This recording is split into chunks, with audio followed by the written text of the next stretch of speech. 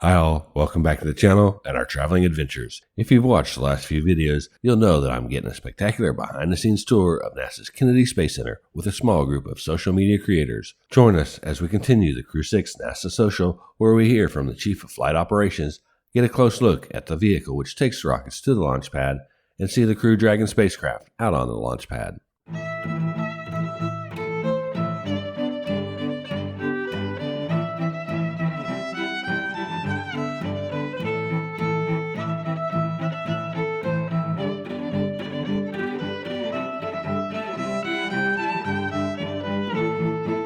After an exclusive tour of the vehicle assembly building and then lunch at a NASA cafeteria, we were quickly herded together to board the bus for a last-minute surprise addition to the itinerary. Yeah, and then we're going to meet with one of our chief flight pilots, helicopter pilots, I'll tell you his full title, Shannon Gregory, and he's going to give you guys a quick tour and tell you what it means to be a pilot here at NASA Kennedy. So get excited. Woo! This is your big view of the air or the runway. So ooh and ah, ooh and ah. And on your right, you can also see one of our several fire department buildings.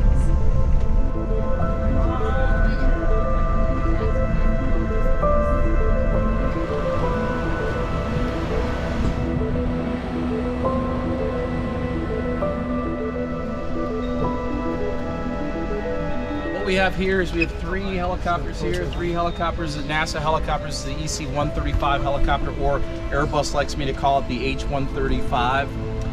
Why? Because it has something called helionics. So it's basically a small utility helicopter we use here at NASA to do a couple of things. One of which is to do some of the filming for some of our launches. If you walk around the other side, it has a camera on it. So this is something called the GSS camera, which is basically a high resolution camera we use for some of the wide angle work that we do for the launch. So if you watch the launch, what will happen is you will get a shot of what we like to call a wide angle shot from high altitude. That'll be us in a little helicopter with the camera that'll get that wide angle shot. So usually it's about 15 to 25 seconds that we'll get. It's dynamic, it's beautiful, it's nighttime. We'll be up providing that. So that's one of the things that we do with the aircraft. Another How far away do you fly from the actual launch? That's a very good question. About 3 miles, 2.5, 3 miles away. So we'll be safe distance away from the Falcon 9 as it launches. And then it's an incredible shot. It's incredibly dynamic from like 3,000 to 4,000 feet. It looks really neat, especially at night. So that's one of the things that the aircraft does. One of the other things too is that we have part of our aircraft group that does also some security work that we do actually around the center every day. So we actually fly one of our law enforcement teams daily for security operations on the center. And then lastly, we have a medical evacuation sort of bird as well. And we do that for each launch. So every launch that we have, every manned launch that we have, which if you can imagine now is more than we've had ever. We're able to do that. So let me open the front up real quick, and I can show you guys kind of what it looks like. Pay no attention to all the other things that are in here, but of course we do have custom NASA seats. Why does that matter? It just matters because it's awesome. custom NASA seats. I'll even face it this way. It's a beautiful seat. They look great. I mean, come on, what's there not to love? So NASA meatballs on them, that's pretty important as well. If you're ever looking for new and dynamic and exciting things, there's never a dull moment in this place. Right, you just wait a second. Right. You take a second and it's going to get more exciting. Last night we did what we call a dry dress for moving the astronauts from basically their 41C all the way to the pad. That was exciting. And in the middle of the night, that's kind of a neat thing to be able to do in a helicopter. So every day it's something more exciting than the next day, and I don't even have to do anything and it's exciting. So I do love the work, and if anyone's looking for a dynamic workplace, NASA and any sort of space operation is something that I recommend. This was added to the tour. We got to hear from one of the pilots of one of the helicopters, and he told us about what they do, so that was pretty cool and interesting. Hey, can we go run on the runway?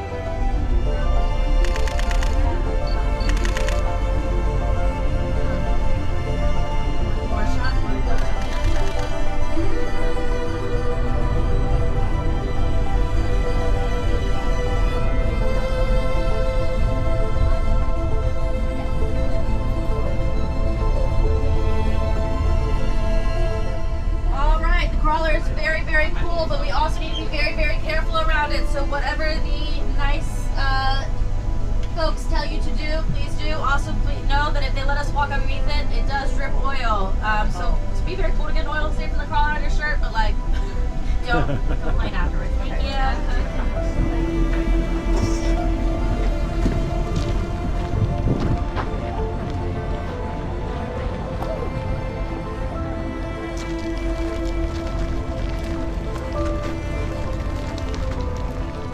Couple little warnings around here is when you get deeper around in between those trucks, there's grease on the ground.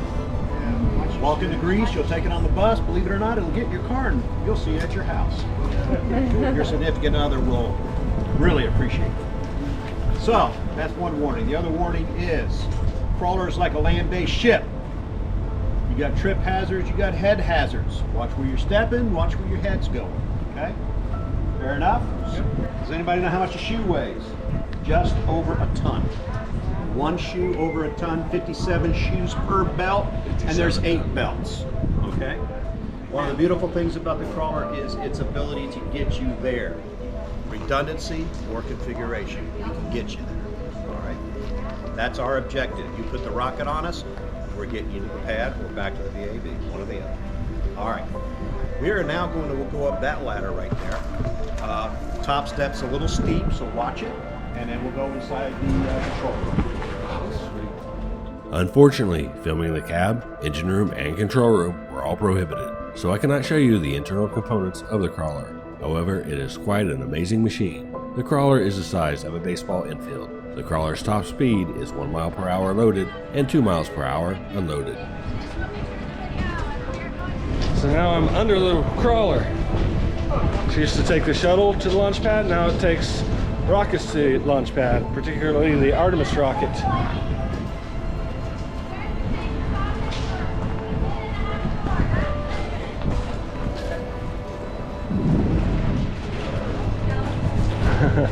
The best thing about being under the crawler is you're out of the Florida sun. Because it is getting hot out here.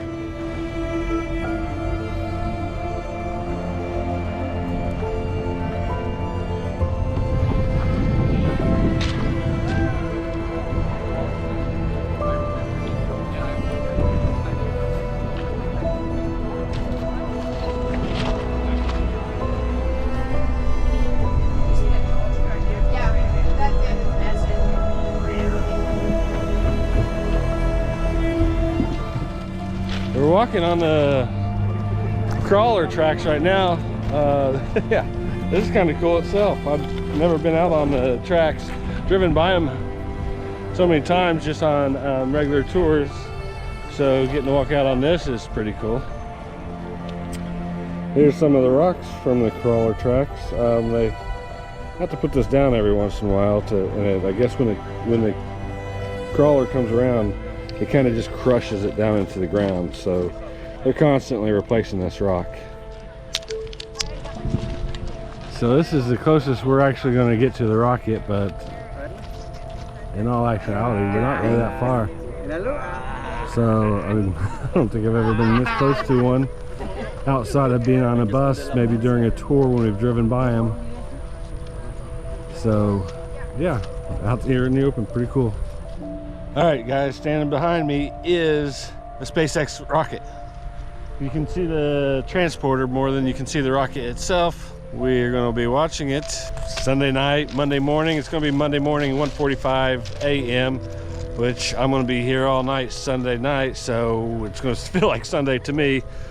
But hopefully it goes off and there's no hiccups or anything at the last minute. Everything looks good so far. Today is still Friday. So we've still got a few more days of them getting everything prepared and everything ready. We've still got a lot more activities. This is just part of everywhere we're going during this NASA social.